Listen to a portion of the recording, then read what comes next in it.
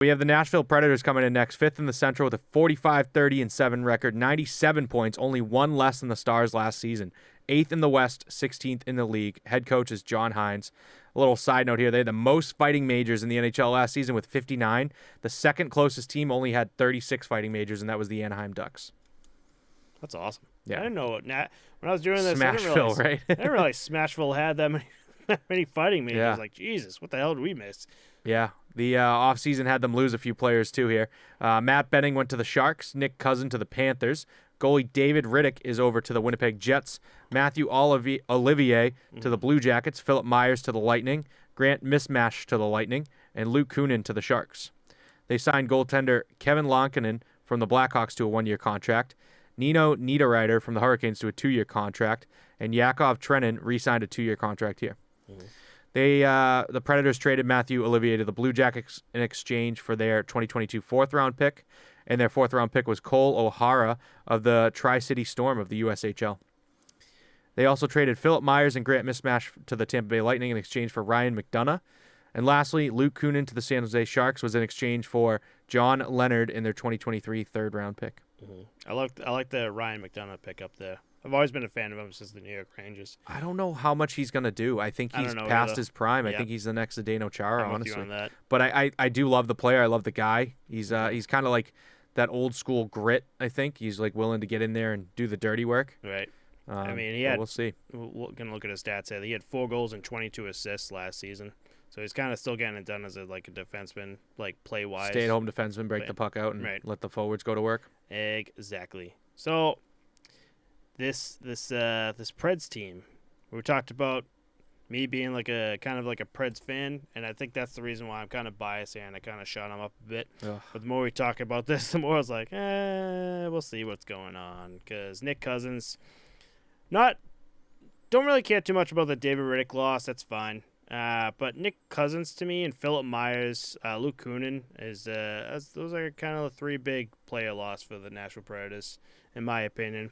But the goalie, I think the losing David Riddick and picking up Kevin Lankinen from the Blackhawks is great. The Chicago Blackhawks right now are just like an open market. You can just be like, you want this player? Here, take him. I'll give you someone for him. Nino Niederreiter, huge pickup for the Nashville Predators. Yakov Trenin re-sign was good.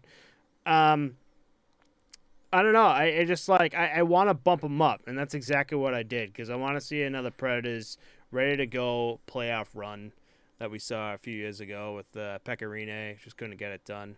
This is the one team that I think I would flip with Dallas because, I mean, honestly, they finished 1 point apart of each other. Yeah. I have them in the 5th seed, and I think that they're just going to be the same team that they kind of always are this year. Mm-hmm. They did pick up Nino Niederreiter, and I think that's great and all, but, he's coming from a team like the Carolina Hurricanes where, that's one of the teams that their big problem last year was they didn't have that star power.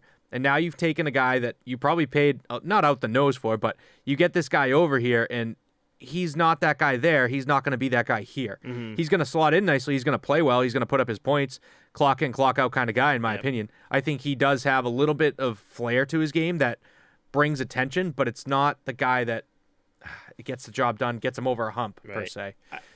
I think offensive-wise, I think they're doing really good here. I think so, too. Tyler Jeannot, 3rd in the league in PIMS with 130. He led the rookies in goals with 24 and had 17 assists in his first full NHL season. Great for a rookie. Wasn't even in the runnings for Rookie of the Year, too, which is nuts. Wasn't even there. And then you had Michael Granlund. Didn't really get much done goal-wise, 11 goals, but had a career-high 53 assists. So as a player, just getting shit done as a playmaker. Nino Niederreiter last year, 24 goals, 20 assists.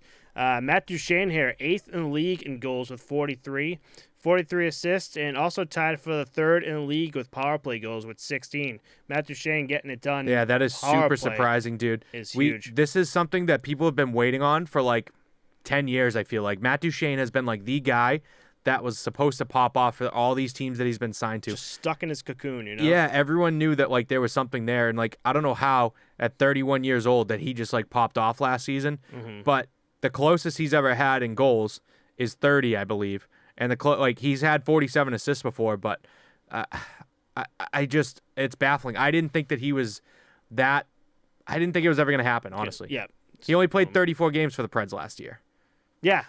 Isn't that insane? Yeah. and he still got that thing done. And then Oh, I'm sorry. 2 years ago. He 2 played years ago. 78 last year, full season. yeah, 43 that's what and I was 43. thinking too. I was like, I don't have that note Yeah. down here. But Philip Forsberg, I'm gonna just jump off of Matt Mm-hmm. Duchene here. Career high season also with 42 goals and 42 assists. Like him a lot. So those top 5 guys, especially Tanner Jeannot, a fucking rookie, getting it done scoring wise too, you need it. I mean, we were just talking about the Blues. We were just talking about the Wild.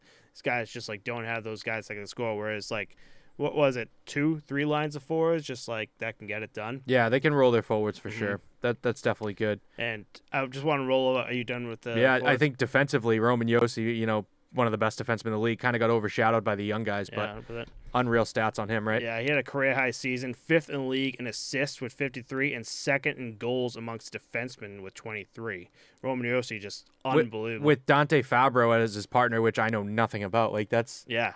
not to disparage him, but I mean that's crazy, Matthias Ekholm I do like on D. I think other than that, they're kind of weak defensively. I also, like I said, don't think Ryan McDonough's going to come in and change the game. UC Saros, Kevin Lonkinen in net, not bad. No, I'm all right with that. I'm perfect with both. I love UC Saros. I've talked about being. I think Pecorino really helped with UC Saros, and that's why you see the UC Saros we see today. So I agree. obviously, UC Saros is unquestionably like the starter for this team, and I think one of the best goalies, one of the top 10 maybe best goalies. That might be tough. Might be a little tough call right there. I think top 20, 15? which isn't that great. I don't even know if I'd say 15. Yeah. I got to look at that. Why Know what we should do? What? We should rank the top. Let's do the top 32 goalies in the league. Okay. Because it's not going to be all the starters, right? There's going to be someone that has like a really good tandem that you're going to mix up and say, Yeah, who's a backup? Yeah. Like, where the hell did you come from? right, but he's going to be in the top 32. But I think when you do the stats, you got to figure something out. Be like, it has to play at least 20 games or something like Yeah, that. yeah. Because like you're gonna put like No, just like NHL Network does, just your top 32 goalies in the league. okay. Yeah, we might not go over every single one of them. That might be boring for some listeners. Maybe it'll be like a little side piece, like a Maybe a little 20-minute side piece. episode that we do. Yeah, I don't mind that. All right. So, where do you have them? Are they second or third? Third. All right, good. I was gonna say you're psycho if you put them in fucking second. Geez, you're a psycho anyways.